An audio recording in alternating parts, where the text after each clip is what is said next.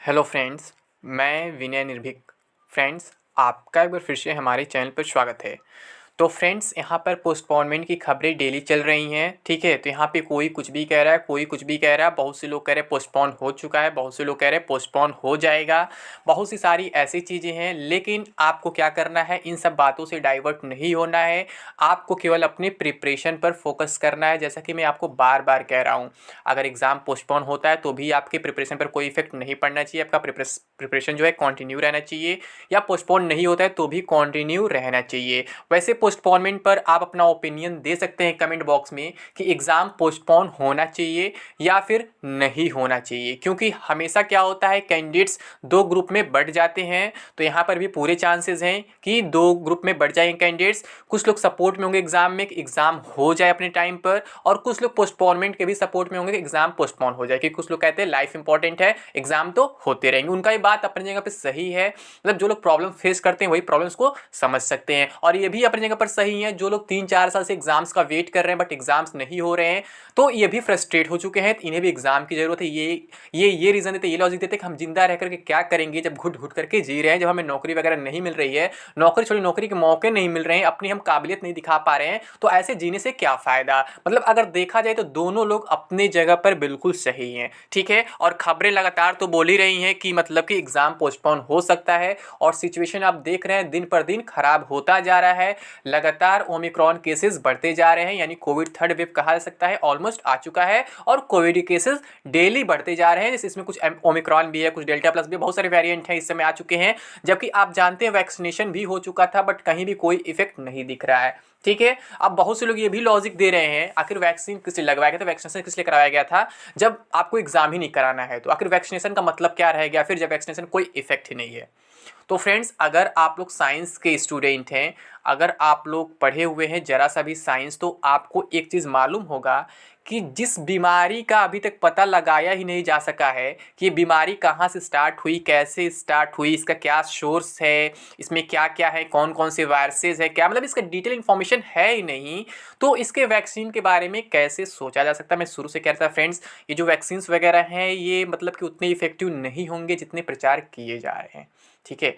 Vaccine क्या है, अपनी जगह पर वो सही है, कुछ टाइम के लिए वो सही है, बट उतने इफेक्टिव नहीं होने वाले हैं, ठीक है। मैंने आज तक कोई डोज नहीं लिया वैक्सीन का, क्योंकि मैं जान रहा हूँ इसमें कुछ होना नहीं। अगर आप ज़रा सा भी साइंस पढ़ेंगे तो आपको आइडिया होगा, अभी इससे पहले जो भी वैक्सीन बनते थे उनके बनने में 10-10 साल लग जाते थे, किसी बीमारी के लिए वैक्सीन सर्च करने में, बनाने में, सोचने में कि कौन सा एंटीबॉडी तैयार करे, क्या कैसे करे, तो इसमें 10 साल लग जाते थे। यहाँ तो 10 महीने भी नहीं लगे, तत्काल तैयार कर दिया गया। वो भी तब जब बीमारी का कुछ अता पता नहीं है कि बीमारी का सोर्स क्या है, बीमारी के कितने वेरिएंट है, कैसे क्या क्या हो सकता है, कैसे फैल सकता है, कैसे बच सकते हैं, इसकी एग्जैक्ट जानकारी है ही नहीं, तभी वैक्सीन मार्केट में ला दिया गया। तो ठीक है, हम यहाँ बुराई नहीं करेंगे वैक्सीन की, जो है गवर्नमेंट का प्रयास है, मतलब से अच्छा ही है, गवर्नमेंट प्रयास कर रही है कि लोगों को सेफ रखा जाए। लेकिन आप लोग का जो ओपिनियन है एग्ज़ाम पे, वो ज़रूर आप लोग कमेंट बॉक्स में शेयर करें फ्रेंड्स, कि एग्ज़ाम होना चाहिए या नहीं होना चाहिए। वैसे वैक्सीनेशन पर भी दो राय हो सकती है, जैसे कि मैंने कहा कि मुझे वैक्सीनेशन पर ज़्यादा विश्वास नहीं है, क्योंकि आप देख ही रहे हैं पहले एक डोज़ की बात की गई थी, फिर उसके बाद कहा गया कि वो पहला डोज था, उससे ज़्यादा कुछ नहीं है, को 2 डोज लगवाना पड़ेगा। अब दूसरे डोज के बाद फिर क्या क्या कहा जा रहा है, तीसरा डोज, बूस्टर डोज लगाने की बात की जा रही है। फिर कभी कहा जाएगा चौथा डोज, पांचवा डोज, तो ऐसे लगता रहेगा, यानी कि लाइफ टाइम ऐसे ही चलता रहेगा, कहीं भी कुछ होने वाला नहीं है। यानी कहने का सेंस ये है कि पूरी दुनिया को वैक्सीन के भरोसे छोड़ दिया गया है, पूरी दुनिया कम्युनिटी को वैक्सीन के भरोसे छोड़ दिया गया है। मतलब नेचुरली कोई भी अपने आप को स्ट्रॉन्ग रखना नहीं चाहता है, जो काफ़ी गलत है। अगर आप अपने आप को स्ट्रॉन्ग रखना चाहते हैं तो नेचुरली फिट रहिए, आप दवा के भरोसे पर न रहिए, वैक्सीन के भरोसे पर न रहिए।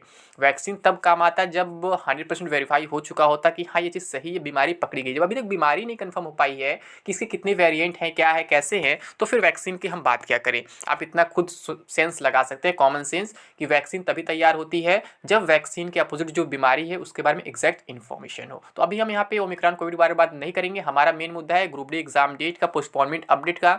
तो आपको मालूम है फ्रेंड्स कि रोज़ न्यूज़ आ रहे हैं कि ग्रुप डी एग्ज़ाम टल सकती है, ग्रुप डी एग्ज़ाम पर संकट, ये वो तमाम तरीके की खबरें वायरल हो रही हैं। यहाँ तक कि कुछ लोग ये भी बोल दिए कि पोस्टपोन हो चुका है ऑफिशियली, बट ऐसा कुछ नहीं है। मैं हमेशा आपसे कह रहा हूँ, मैं हमेशा आपसे एक ही बात कह रहा हूँ, केवल आप लोग प्रिपरेशन पर फोकस करें और हमेशा अपना स्ट्रेटजी में बताता रहता हूँ कि कैसे मैं अब पिछले एग्जाम में 85 प्लस स्कोर किया था, कैसे आप स्कोर कर सकते हैं, किस सब्जेक्ट को कितना टाइम देना है, कैसे देना है, मैंने सब कुछ बताया। बट आप लोग वीडियोस लास्ट तक देखते नहीं है, इसलिए आप लोग को लगता है कि मैंने स्ट्रेटजी शेयर नहीं किया। आप कोई वीडियो देखेंगे उसमें लगेगा मैं हर एक वीडियो में स्ट्रेटजी अपना शेयर किया हूँ।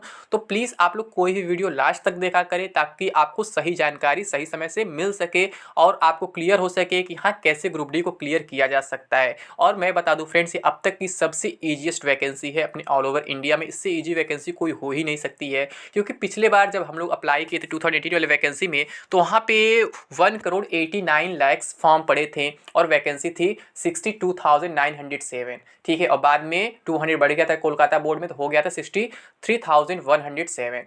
वहाँ पे इतनी वैकेंसी थी और इतने सारे फॉर्म पड़े थे। और इस बार क्या है 1,03,000 कुछ वैकेंसीज हैं और फॉर्म कितने हैं 1,15,00,000, यानी फॉर्म ऑलमोस्ट आधा हो गया है और वैकेंसी ऑलमोस्ट डबल हो गया। कहा जाए तो मतलब 3 गुने का डिफरेंस आ रहा है, यानी 3 गुना चांसेस आपके जो है सिलेक्शन के इस बार बढ़ जाते हैं। अगर मैं आधा डबल डायरेक्टली ना करूँ, आधा डबल करूँगा तो डायरेक्टली 4 गुना का डिफरेंस आ जाएगा, क्योंकि 1 का हाफ करेंगे तो 2 का डिवाइड हो रहा है और 2 का मतलब 1 का 2 टाइम्स तो 2 का मल्टीप्लाई, 2 2 4 यानी 4 का डिफरेंस। बट 4 का डिफरेंस डायरेक्टली नहीं है, क्योंकि वैकेंसी डायरेक्टली डबल नहीं हुई है और ना ही फॉर्म डायरेक्टली हाफ हुए। तो कह सकते हैं कि 3:1 का रेशियो है जो कंपटीशन है, तो यानी कि 3 गुना चांसेस जो है आपके सिलेक्शन के इस बार बढ़ जाते हैं। तो इस बार आप समझ सकते हैं, पिछले बार लगभग 70-75 कट ऑफ गए थे मैक्सिमम बोर्ड्स के, तो इस बार आप कह सकते हैं 60-65 से नीचे ही रहने वाला कट ऑफ, जैसा कि मैं शुरू से आपसे कहते आ रहा हूँ। कट ऑफ पर अगर चर्चा करें तो आप लोग को कट ऑफ को लेकर के नहीं सोचना है, केवल अपने सिलेबस पर फोकस करना है, अपने एग्जाम पर फोकस करना है, अपने मॉक्स वगैरह पर फोकस करना है कि कैसे आप इसका प्रिपरेशन कर सकते हैं। कट ऑफ के चक्कर में पढ़ेंगे तो कभी भी लाइफ में कुछ कर नहीं पाएंगे, इसलिए केवल एग्जाम के बारे में सोचिए और ये सोचिए कि आपका एग्जाम जो है 23 फरवरी से ही होने वाला है, उससे बाद नहीं जाएगा, उससे लेट नहीं होगा। अगर आप मन में ये सोच लेंगे एग्जाम पोस्टपोन होगा, ये होगा वो होगा, तो आप कभी भी अपने आप को प्रिपेयर नहीं कर पाएंगे एग्जाम के लिए। किसी भी डेट पे हमेशा कुछ ना कुछ अफवाहें फैलती रहेंगी, इसमें कुछ नई बात नहीं है। ठीक है, पहले भी अफवाहें फैलती थी, अभी भी अफवाहें फैल रही हैं और फ्यूचर में भी फैलती रहेंगी अफवाहें, और ऐसे अफवाहें फैलाने वालों की कमी नहीं है दुनिया में। तो आप लोग अफवाहों से दूर रहें, केवल अपने एग्जाम पर फोकस करें। जो भी होगा अपडेट वो आपको ऑफिशियली आरआरबीज पर ही मिलेगा, न कि किसी यूट्यूबर के यूट्यूब चैनल पर मिलेगा। ठीक है, चाहे मैं हूँ चाहे कोई भी और हो, अगर गलत इन्फॉर्मेशन देता है तो उसे रिजेक्ट कर दे, ना देखें। सिंपल सी बात यही है। आप लोग यूट्यूब के पीछे क्यों भागते हैं? जैसे होता है यूट्यूब पे आप कुछ भी कंटेंट देखते रहते हैं, चाहे क्लासेस वगैरह या फिर कोई मतलब इंटरेस्ट की चीज़ें जो भी है, मनोरंजन वगैरह, तो वहाँ पे क्या होता है अचानक आपका आज सजेशन आता है, नोटिफिकेशन आता है, देख लेते हैं। अब आरआरबी ऑफिस साइड वो आपको नोटिफिकेशन नहीं देता है, इसलिए आप उसके पीछे नहीं भागते हैं, वहाँ पे आपको सर्च करना पड़ता है। यहाँ पे क्या होता है डायरेक्टली आपको नोटिफिकेशन मिल जाता है। सही भी है, नोटिफिकेशन मिल जाए आप देख जल्दी, सही है, यूट्यूब आपको देखना चाहिए। बट क्या है, आपको जब वहाँ पे कोई ऑफिशियल इन्फॉर्मेशन मिले तभी आप उसे विश्वास करें, या फिर कोई जबरदस्ती ऑफिशियल बताने का प्रयास कर रहा है तो आप जरूर 1-2 आरआरबी के साइट पर चेक कर ले कि हाँ उस पर ऐसा कुछ आया है कि नहीं आया है, क्योंकि ऐसी अफवाहें लगातार फैलती रह रही है। कोई न्यूज़पेपर कटिंग शेयर कर रहा है, कोई कुछ शेयर कर रहा है, जबकि रियलिटी ये है अभी तक कहीं से भी ऑफिशियली कंफर्म नहीं हुआ है एग्जाम पोस्टपोन होगा। चांसेस बढ़ रहे हैं, ये मैं कह रहा हूं, चांसेस दिख रहे हैं कि पोस्टपोन हो सकता है, लेकिन हो सकता है और हो चुका में काफ़ी डिफरेंस है फ्रेंड्स। अभी तक आपका एग्जाम पोस्टपोन नहीं हुआ है, तो अभी आप ऐसे मतलब खबरों से दूर रहें कि हाँ एग्जाम पोस्टपोन हो गया। ठीक है, बस अभी आपको क्या करना है, यही मानना है 23 फरवरी से आपका ग्रुप डी एग्जाम स्टार्ट हो रहा है। और अगर स्ट्रेटजिक बात करूँ फ्रेंड्स, तो मेरा जो पिछला वीडियो था अभी कल वाला, आप उसमें देख सकते हैं, मैंने पूरा स्ट्रेटजी शेयर किया है कि कैसे कैसे आपको एग्जाम में 85 कवर करने के लिए, मतलब लाने के लिए, स्कोर करने के लिए कैसे कैसे आपको मेहनत करनी है, कैसे कैसे आपका टाइम टेबल शेड्यूल होना चाहिए। ठीक है फ्रेंड्स, तो उम्मीद करता हूँ ये भी वीडियो आपको समझ में आ गई होगी और वो वीडियो आप लोग जरूर देख लेंगे, उसका लिंक मैं आपको आई बटन में दे दूंगा। ठीक है फ्रेंड्स, तो अभी के लिए बस इतना ही। थैंक यू, जय हिंद, जय भारत।